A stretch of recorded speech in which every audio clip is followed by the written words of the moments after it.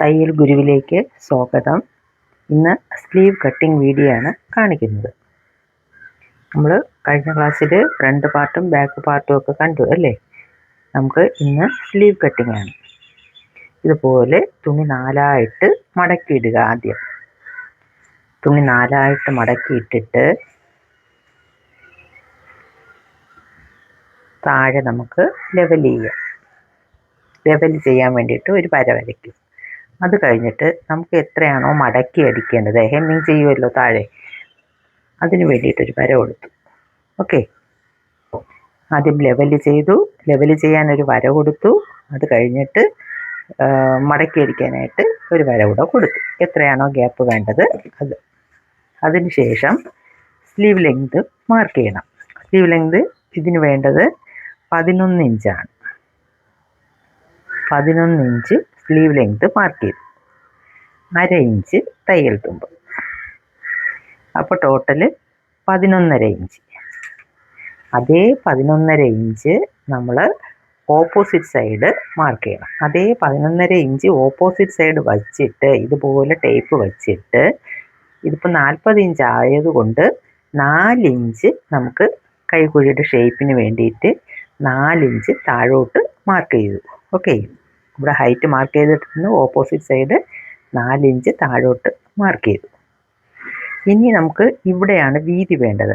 അപ്പോൾ ഇതിന് നമ്മൾ ചെസ്റ്റ് റൗണ്ട് വീതി എത്രയാണ് മാർക്ക് ചെയ്തത്? 10.75 മാർക്ക് ചെയ്തത് അല്ലേ? അപ്പോൾ ആ 10.75 ഇവിടെ ഉണ്ടോ? ഇല്ല, കുറച്ച് കുറവുണ്ടല്ലേ? 10.5 10.75 കുറച്ച് കുറവുണ്ട്. അത് നമുക്ക് ഇവിടെ താഴെ ബാക്കി വരുന്ന തുണികളല്ലോ, ആ തുണി വെച്ച് നമുക്ക് അഡ്ജസ്റ്റ് ചെയ്യാൻ പറ്റും. ഓക്കെ, അതുകൊണ്ട് അതങ്ങനെ കിടക്കട്ടെ. ഇനി അടുത്ത് വേണ്ടത് സ്ലീവ് റൗണ്ടാണ്. സ്ലീവ് റൗണ്ട് വന്ന് 5.5 ഇഞ്ചാണ് സ്ലീവ് റൗണ്ട്.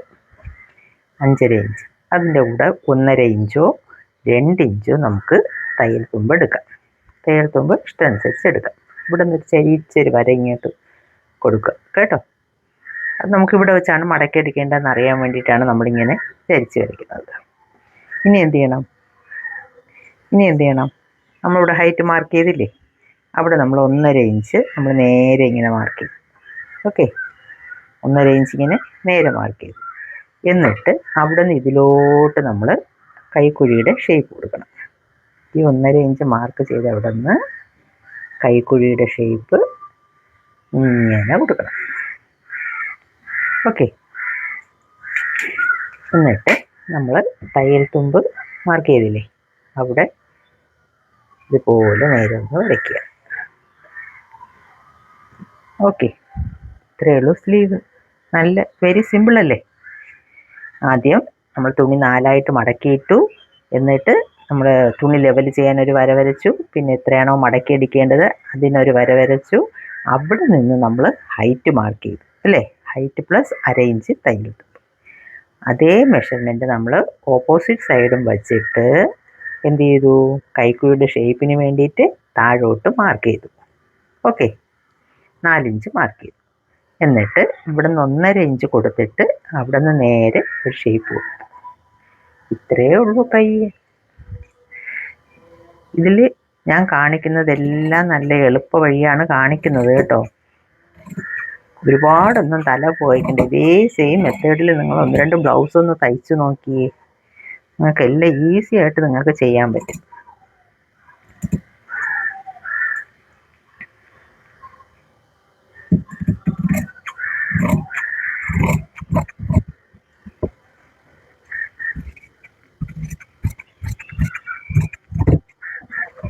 എന്നിട്ട് നമ്മൾ സെൻറ്ററിലൊരു നോച്ചസ് കൊടുക്കും. കൊടുത്തു. ഇനി നമ്മൾ ഫ്രണ്ട് കൈക്കുഴി കുറച്ച് വെട്ടത്തില്ലേ, അത് നമ്മൾ ഇവിടെ താഴെയൊക്കെ തയ്ച്ചതിന് ശേഷമാണ് ഞാൻ കൊടുക്കുന്നത് കേട്ടോ. അപ്പോൾ കൈയായി അല്ലേ? ഫ്രണ്ടായി, ബാക്കായി, കൈയായി. ഫ്രണ്ടും ബാക്കും ഒക്കെ എവിടെയെന്നാണ് നോക്കുന്നത്, എവിടെയോ വെച്ചു. ബാക്ക്, ഫ്രണ്ട്, കൈ. ഇനി നമുക്ക് എന്താണ് വേണ്ടത്? ബാക്കി വരുന്ന തുണിയിലാണ് നമ്മൾ ബെൽറ്റിനൊക്കെ എടുക്കുന്നത് അല്ലേ? ബാക്കി വരുന്നതിൻ്റെ ഈ ഒരു ഭാഗം ഉണ്ടല്ലോ, ഈ ഒരു ഭാഗം നമുക്ക് ബെൽറ്റിനെടുക്കാം.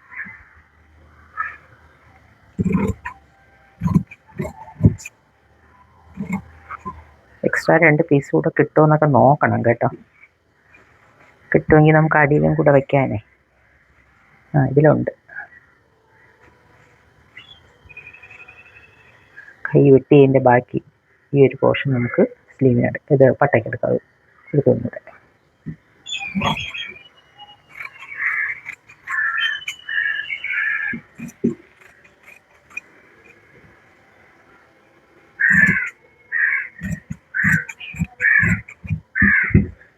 ഇത് നമുക്ക് ബെൽറ്റിന്.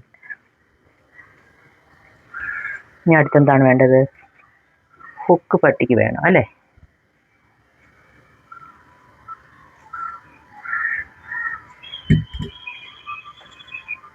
നമുക്ക് ബാക്കി തരുന്ന ഈ ഒരു പോർഷൻ നമുക്ക് ഹുക്ക് അഴിക്കെടുക്കാം.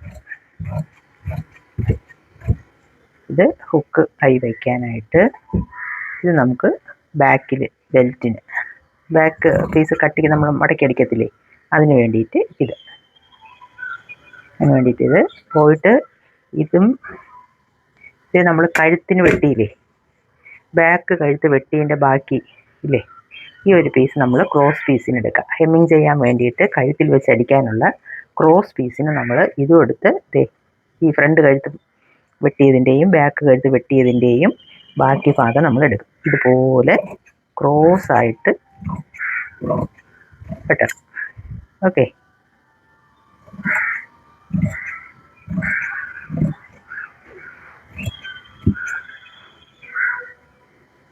അടിയിൽ തുണി ആയതുകൊണ്ടാണ് അത് കയറി കൊള്ളുന്നത്.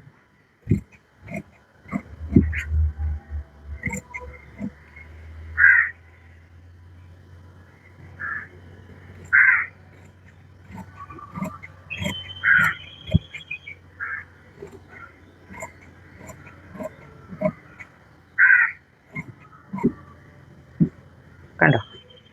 ഇതും ഇതിൽ നിന്ന് 1-2 പീസും കൂടെ ആകുമ്പോഴത്തേക്കും മതിയാവും. കുറേയത് കൂടിയാലും കുഴപ്പമൊന്നുമില്ല.